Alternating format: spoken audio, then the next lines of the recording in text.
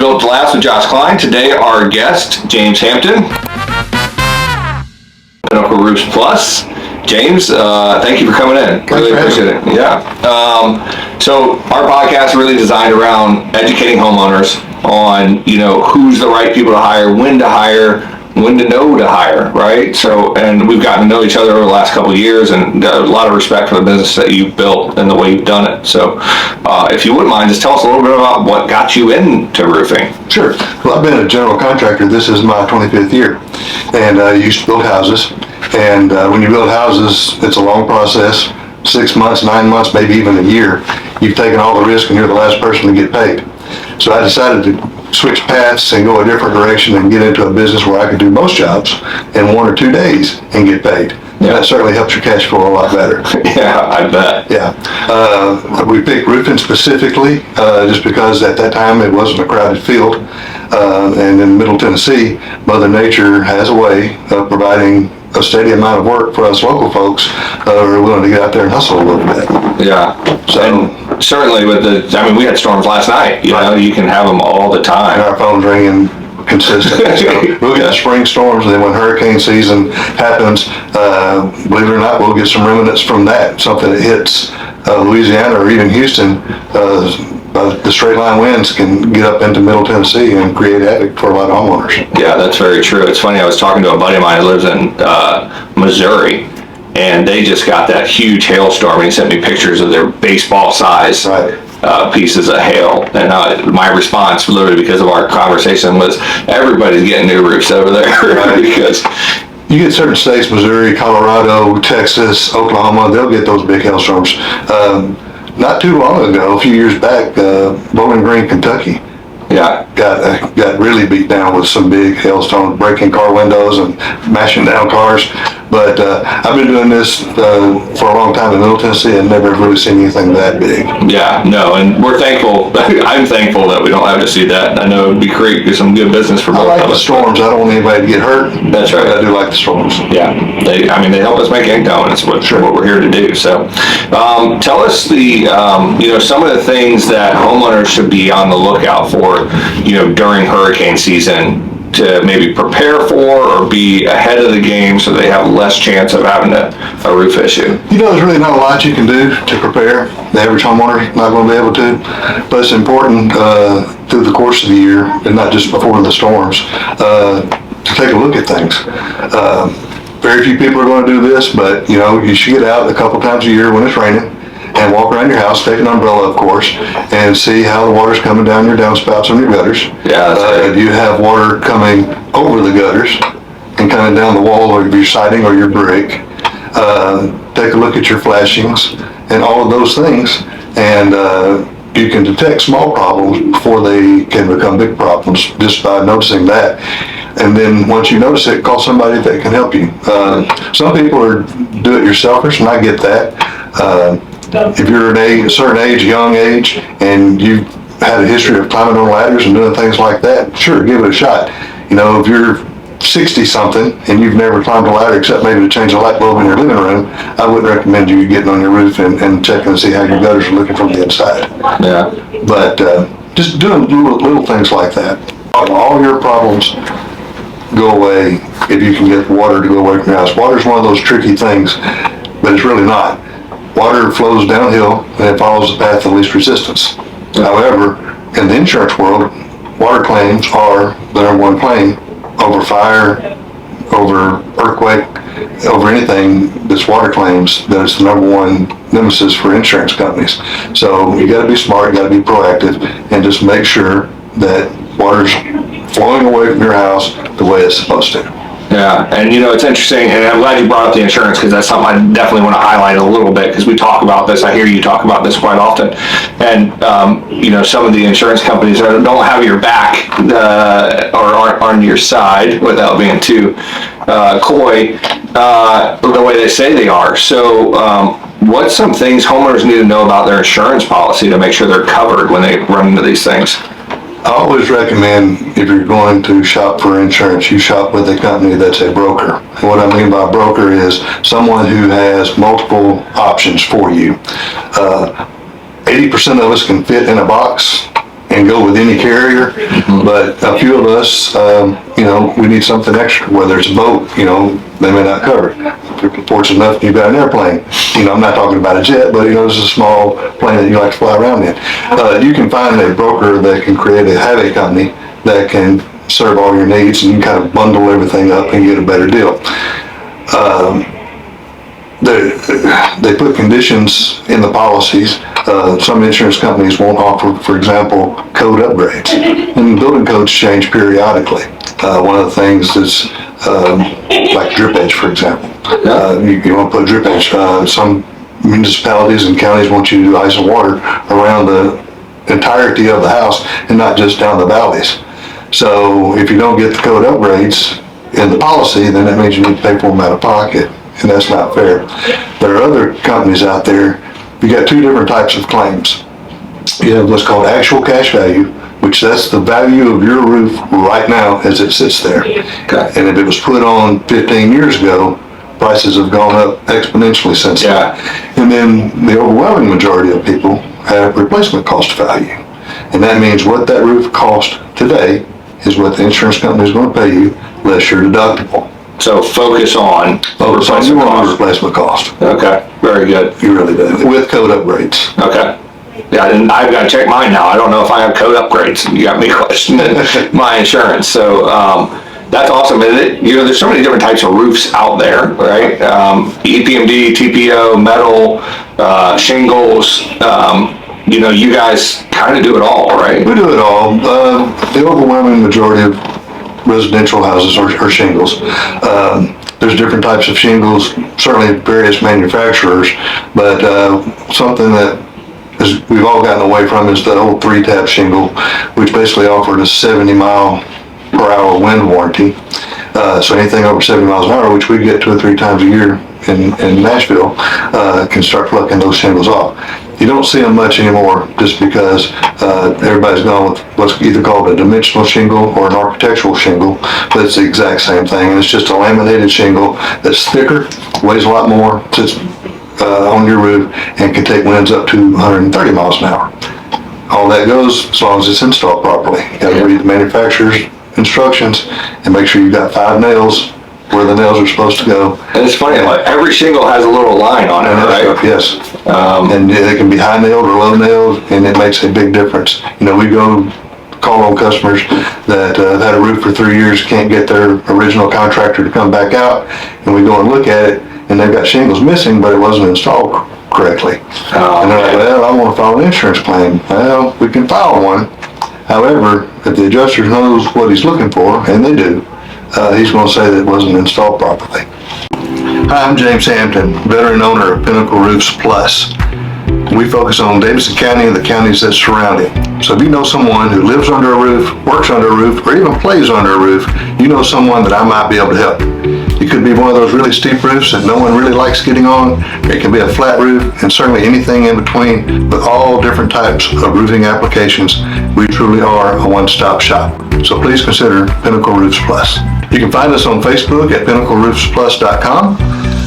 You can also find us on our website, pinnacleroofsplus.com. You got to put the S in roofs, and the plus is P-L-U-S, pinnacleroofsplus.com, and then you can reach our office at 615-282-9299. Your insurance company's basically going to tell you you're going to have to fix it or we're going to drop you. Oh, and you pointed it out to them too. That's the scary part, is like that homeowner part pointed it out to them, and now they're like, you got to pay out of pocket. Now you're between a rock and a hard place, because you're like, well, I'm just going to switch from ABC Insurance Company and go to CDE Insurance Company. And within 60 days, the second insurance company is going to send out an inspector, and he's going to look at your roof and everything else, and say, okay, you're good to go, and we're going to keep this insurance. Or they're going to say, you've got 60 days to correct this problem, or we're going to drop you. So you really can't get in a pinch, Insurance companies are like casinos.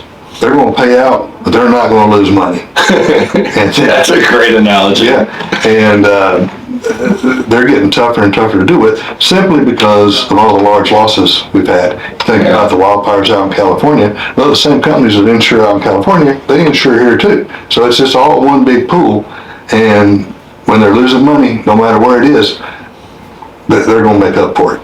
And they're making up for it by raising the premiums, Yeah. And, people are like, I'm going to shop my insurance company. I'm going to shop my insurance company. Well, go ahead, but they're all going up. Mine's going up. I haven't had a claim.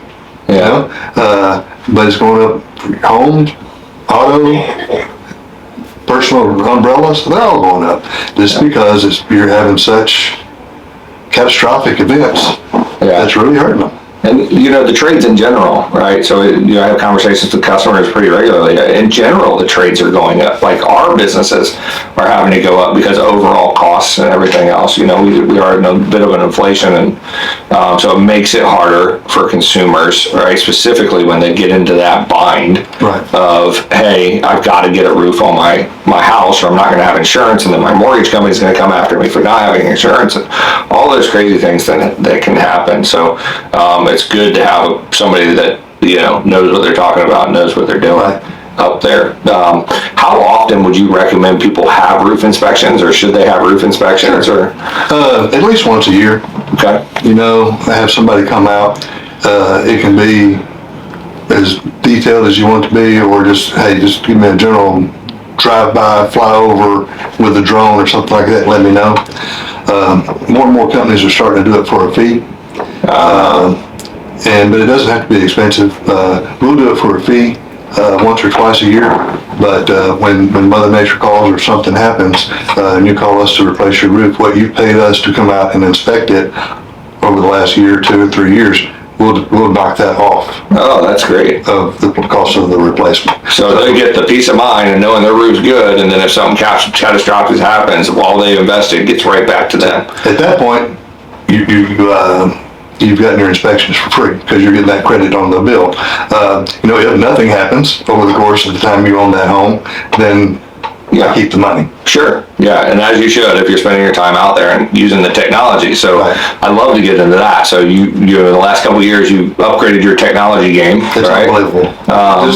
You wouldn't think us dumb old roofers would employ technology. When I got started, it was a tape measure, a yellow legal pad, and a red ink pen. And I don't know why it was a yellow legal pad and a red ink pen, but that was just my thing. I always felt it brought me good luck. A ladder and a pair of good boots to get up on the roofs, and we would literally climb up on the roof, sit up on top of it, and draw it out, and then with our tape measure run it down each slope and measure it, and then try to do the math. 9 times out of 10 you're always wrong unless you're really good at that. But reading the angles and the slopes, it can get tricky.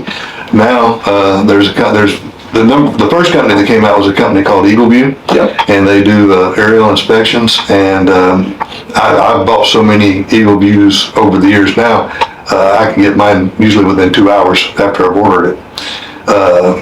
And it's a fully detailed report, and it's guaranteed to be within 1 to 2% accurate. And that's a satellite image, right? They just kind of zoom in on the house and get you this crazy image, right? Not satellite. No, they've got one of the largest private fleets of planes. Oh. And they do grids. Okay. Like that. My daughter's a private pilot. She's a commercial pilot now, but when she was a private pilot looking to build her hours, she looked at getting a job with Eagle View. But I talked to the Eagle View rep, and he's like, well, it's a good job. You can certainly build your hours, but it's very boring. You're going up and you're flying a grid. Yeah. Until you run out of fuel, you come back down, and then you're going to find another grid. But they've got multi-million-dollar cameras on it, and so they're capturing houses from all the angles. Like when I get a report, it can be 8 to 12 pages long, and it shows me all 4 sides. I mean, it's unbelievable. Yeah, the detail you can get is crazy. But there's another program out now called Hover, Hover. Yeah. And put it on your phone, and you walk around and take 8 pictures from every angle. The front right corner, the side, the back left corner, all the way around. And you do that, and you hit the button, and then with just a very few minutes, you get another report generated that shows you the roof size, how steep it is, how many windows you have, what are the sizes of the windows, how many doors you have, what are the sizes of the doors, gutters, if it's siding, how many square feet of siding you have, if it's brick, how many square feet of brick. It's a multi-page report, but it breaks down everything in just a matter of minutes. Wow, that's pretty crazy, and how easy. Technology's done so much for the trades in the last 2 years, I would say. Over the last 2 years, it's just insane how different it is. In our business, using AI estimating tools and things like that really have changed it. But you have a drone also. We have with thermal imaging. Yeah. So we can detect a leak from 100 feet in the air, which truly changed everything, and it's so much safer. I'm 57 now, and I don't like climbing on ladders. I didn't like climbing on ladders at 27. Yeah. I certainly don't like it at 57. So really, I don't do it very much. Sure. But the drones and that technology is coming where they'll measure roofs with the drones pretty quick. EagleView started that with the drone program. They sent some out, sent us one to test, and we didn't think it was just quite there yet, so we sent it back, but we'll continue to buy the reports because we believe in them. But that technology is coming pretty quick where individual operators, now it'll be expensive, but you got to be in business for a while. You're not going to come off the street and start buying all this stuff right away. But if you've been doing it for a little while and saving your money, you got to buy it and just make it easier on you. Yeah. Another app that we have is called Company Cam. Yeah, I know that one. It's on our phone.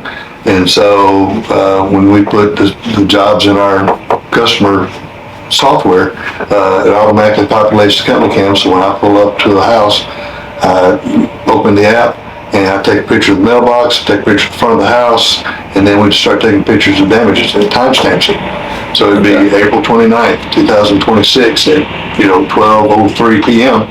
I was there, and one of the things we can do, and it's really helped a lot, and we don't have issues with tearing things up during the process of construction, but we've been accused before of tearing things up during the process of construction. And then when I can break the picture out and say, hey, when I was here 2 weeks ago before we started the process, I took pictures of all sides of your house, including your driveway, and especially if there was any oil spots in the driveway. That's right. And this was here before we showed up. And we're like, oh, well, maybe it was. Because people just don't notice. That's right. And people are genuinely honest. And when we do the same thing. We've got to take before and after photos.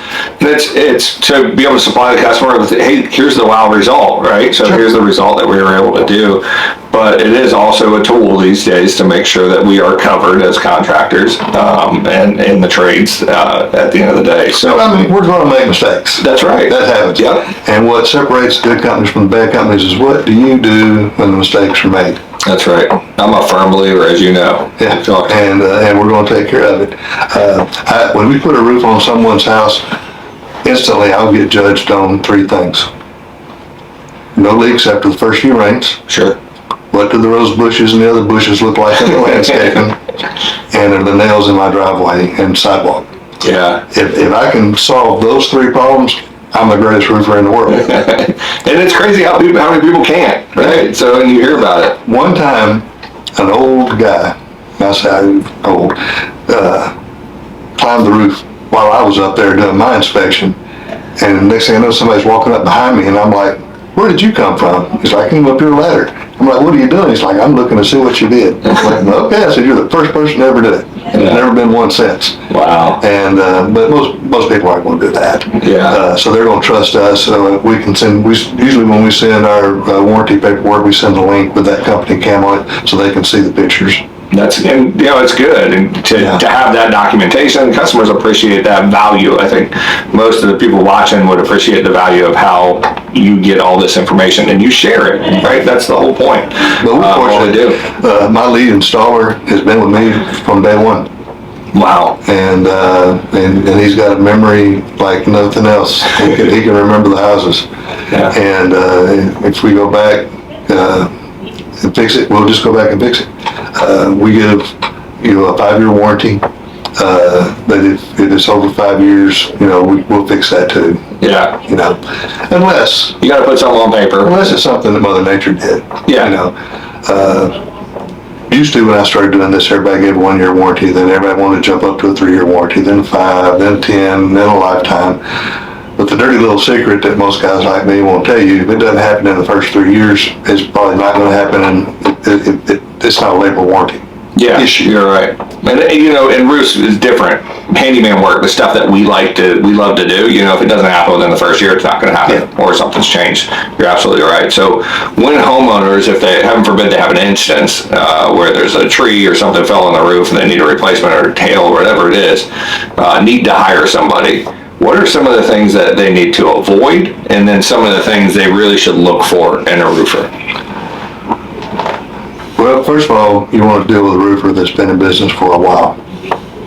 80% of new roofing companies fail within the first 2 to 3 years. There's a reason for that. The barrier to entry to become a roofing contractor is very low. Really, you could have that legal pad and a pen and a tape measure and a ladder and a truck, and you could call yourself a roofer. But it takes a lot of time. They want you to pay a deposit, and what they're doing with that deposit money is they're going to buy the material with it. Hopefully, if they don't run off with it. And then when the second check from the insurance comes, they pay the labor, and then they pay themselves a profit. So there's a low barrier of entry. So if you're going to deal with a roofing contractor, try to find one that's been in business for at least 10 years. Because he's gone through all the ups and downs. In Middle Tennessee, I've never had a bad year roofing. Some years are far greater than others. Sure. Mother Nature keeps all of us who want to work, keeps us hopping and busy. So certainly check Google reviews.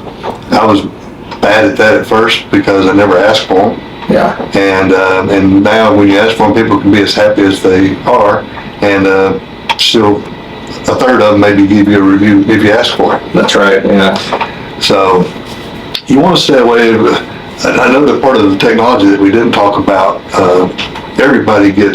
we use a company called Hail Trace, and anytime there's a weather event that's out of the ordinary, we get an alert, and it'll tell us to the zip code, to the street, and then it matches in with our customer software. It'll pop up the customers that we've serviced in the past and say they were affected by 1.25 inch hail. So we can send them an email or a quick phone call and say, hey, we just saw that there's a lot of hail in your area. Do you want us to come out and take a look at the property? Sure, and we're happy to do that. But what also happens is that triggers the companies to have the guys out there knocking on doors. And I don't begrudge anybody that wants to work. I really don't. But there's a few of those door knockers that make it bad on everybody.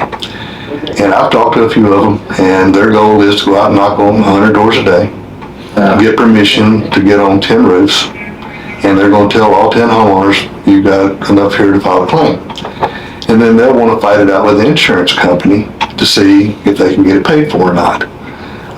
They're not going to get all of it. They'll get a few, but that's it. You knock on 100, you get on 10, you get 2 insurance companies to buy, and then you're rolling. Everything's going good. But the 8 homeowners that didn't get a roof paid for now have a claim on their policy. And insurance companies have changed. That claim goes with you for the rest of your life. Wow. Even if it doesn't. It doesn't pay. So I tell people, if you can avoid filing a claim, don't file a claim. I talk to a lot of people about their deductibles. When I first got started, $250 and $500 deductibles were common. Now it's 2% of the house value. Very common are $10,000 deductibles. And I've always been explaining to homeowners, if the damage you have is less than 2.5 times the percentage of your deductible, I wouldn't file a claim. I would just pay for it, because the effect of filing multiple claims over the course of your lifetime is going to raise your rates much higher than the amount of years would raise if you hadn't filed a claim. So, now you've got $10,000 deductible and you're looking at $25,000 loss. That might be a little bit more difficult to do with the 2.5% rule. But back when it was 1,000, you could swallow 2,500. And a lot of those guys, I think they thrived during that period when it was low. You had a low cost for paying out on your deductible. Right. So that's what they kind of got built on, was, hey, it's only going to cost you $1,000 to get a brand new, $30,000 roof. I've even heard horror stories of you letting these guys get up on your roof and they'll vandalize it. And they'll claim that as storm damage. The adjusters are no dummies. If I'm on your roof and I'm looking to the house to the left and I'm looking to the house to the right, and they don't have any damage, and you got 14 shingles flipped up here. Come on, how did this happen? Yeah. And it's not really anything you can prove, but I do think, if it's not there already,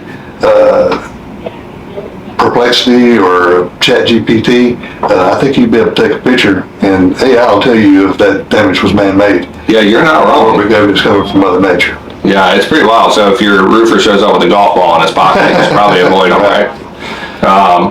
Let's talk. Go ahead. So the biggest thing is length of time in business. You want somebody to stick around. Yeah, and that makes sense because it takes a while, one, to establish a trusted business. You grow so much differently after the first 3, 4, 5 years in business. It just changes. And if you've got a solid contract, which we do, we don't ask for a deposit. When we get the job done, insurance pays in 2 portions. I don't know if your listeners would know this, but you'll get an initial check, and then when the work's done, a guy like me will send in an affidavit, which is called a certificate of completion, and the insurance then will release the second half of the money. So what we ask for is when the job is done and we've walked around and the bushes look fine and the mails are picked up, give us that first check when you're deductible. And then when the second check shows up, mail it in or call us, we'll come by and pick it up. And then we're paid in full. And once we're paid in full, we'll send you your paid in full invoice and your warranty information, and then a nice QR code to ask you to leave us a Google review. Yeah. And go from there. It's funny because established businesses can afford that. Yeah. Right, and that's one thing to note and to keep an eye on, right? Even in our business, right? If a guy comes in and needs a remodel, and hey, I need 50% up front. State of Tennessee, you're not allowed to take 50%, first of all. So if they're asking for that, it's not might not be the right guy for you or gal.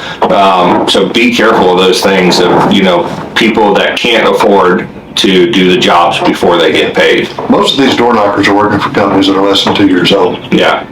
And the owner's driving an $80,000 pickup truck. Yeah. It's been jacked up.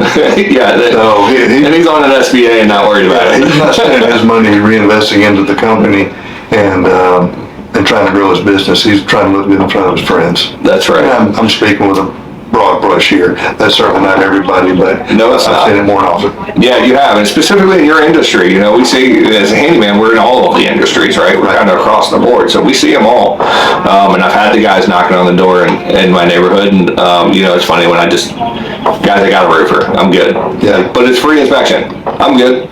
For everybody listening, if you neighborhoods get swarmed with door knockers, just call your agent and say, hey, yeah. I've seen 3 neighbors get roofs. I got people knocking on my door at least once or twice a week. And let your agent refer you to someone, because it's going to be somebody that they're going to trust, and go from there. Don't forget to like and subscribe, follow us on all the socials, and I look forward to seeing you next week.